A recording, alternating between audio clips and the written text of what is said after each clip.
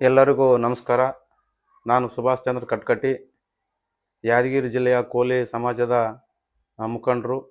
ನಾನು ಇವತ್ತು ಎಲ್ಲ ನನ್ನ ಕುಲ ಬಾಂಧವರಲ್ಲಿ ಕೇಳಿಕೊಳ್ಳುವುದೇನೆಂದರೆ, ನಿನ್ನೆ ಆಗಿರ್ತಕ್ಕಂಥ ಕೆಲವು ಹೇಳಿಕೆಗಳಿಗೆ ನಮ್ಮ ಸಮಾಜದಲ್ಲಿ ಗೊಂದಲ ಉಂಟಾಗಿತ್ತು.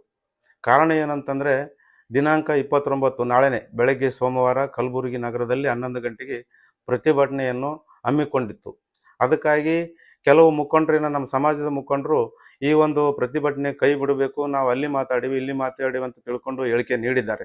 ಅದಕ್ಕಾಗಿ ಗೊಂದಲ ಸೃಷ್ಟಿಯಾಗಿದೆ. ಇವತ್ತು ಏನದಪ್ಪ ಅಂತಂದರೆ, ನಾವು ಯಾವುದೇ ಕಾರಣಕ್ಕೆ ಈ ಒಂದು ಪ್ರತಿಭಟನೆ ಹೋರಾಟವನ್ನು ನಿಲ್ಲಿಸಲ್ಲ. ಯಾಕಂದರೆ ನಮ್ಮ ಶಿವಕುಮಾರ್ ನಟೇಕರ್ ಅವರು ನಮ್ಮ ಯಾದಗಿರಿ ಜಿಲ್ಲೆಗೆ ಬಂದಾಗ ಪೂರ್ವಭಾವಿ ಸಭೆ ಮಾಡಿದರು. ನಮ್ಮ ಒಂದೇ ಯಾದಗಿರಿಯಲ್ಲಿ ಅಲ್ಲ, ಎಲ್ಲ ತಾಲೂಕುಗಳಲ್ಲಿ ಪೂರ್ವಭಾವಿ ಸಭೆ ಮಾಡಿ ಎಲ್ಲ ಮುಖಂಡರ ಜೊತೆ ನಿರ್ಣಯ ಮಾಡಿ ಒಂದು ಹೋರಾಟ ಹಮ್ಮಿಕೊಂಡಿದ್ದಾರೆ. ಹಾಗಾಗಿ ಈ ಹೋರಾಟ ನಿಲ್ಲಿಸ್ಲಿಕ್ಕೆ ಕಾರಣ ಇಲ್ಲ. ಅದಕ್ಕಾಗಿ ತಾವು ನಮ್ಮ ಯಾದಗಿರಿ ಜಿಲ್ಲೆಯಿಂದ ಹೆಚ್ಚಿನ ಸಂಖ್ಯೆಯಲ್ಲಿ ನಮ್ಮ ಸಮಾಜದ ಯುವಕರು, ಮುಖಂಡರು, ಹಿರಿಯರು ಎಲ್ಲರೂ ಹೆಚ್ಚಿನ ಸಂಖ್ಯೆಯಲ್ಲಿ ಭಾಗವಹಿಸಿ ಈ ಒಂದು ಹೋರಾಟವನ್ನು ಯಶಸ್ವಿಗೊಳಿಸಬೇಕಂತೂ ತಮ್ಮೆಲ್ಲರಲ್ಲಿ ಕಳಕಳಿಯಿಂದ ಮನವಿ ಮಾಡಿಕೊಳ್ತೀನಿ.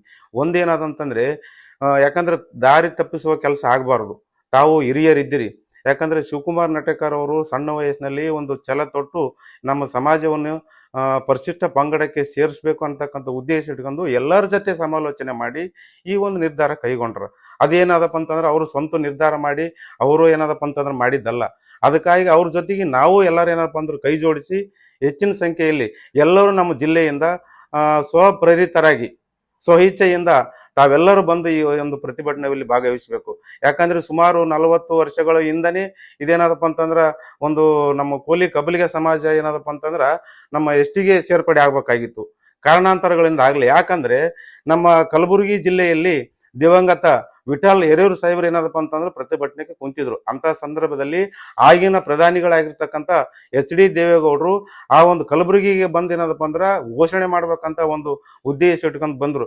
ಆದ್ರೆ ಅವಾಗ ಏನದಪ್ಪ ಅಂದ್ರೆ ಕೆಲವು ದುಷ್ಟಶಕ್ತಿಗಳು ಕಪ್ಪು ಬಾವುಟ ತೋರಿಸಿದ ಕಾರಣನೇ ಏನದಪ್ಪ ಅಂತ ಅದು ಇಲ್ಲಿ ತಕ್ಕ ಹಿಂದಕ್ಕೆ ಬಿತ್ತು. ಆದ್ರೆ ಈಗ ಏನದಪ್ಪ ಅಂದ್ರೆ ಯಾವುದೇ ಕಾರಣಕ್ಕೂ ನಾವು ಪ್ರತಿಭಟನೆ ನಿಲ್ಸಂಗಿಲ್ಲ. ತಾವೆಲ್ಲರೂ ಬಂದು ಈ ಒಂದು ಹೋರಾಟ ಯಶಸ್ವಿಗೊಳಿಸಬೇಕಂತ ತಮ್ಮೆಲ್ಲರಲ್ಲಿ ಕಳಕಳಿಯಿಂದ ನಾನು ಮನವಿ ಮಾಡಿಕೊಳ್ತೇನೆ. ಜೈ ಹಿಂದ್, ಜೈ ಅಂಬಿಗ.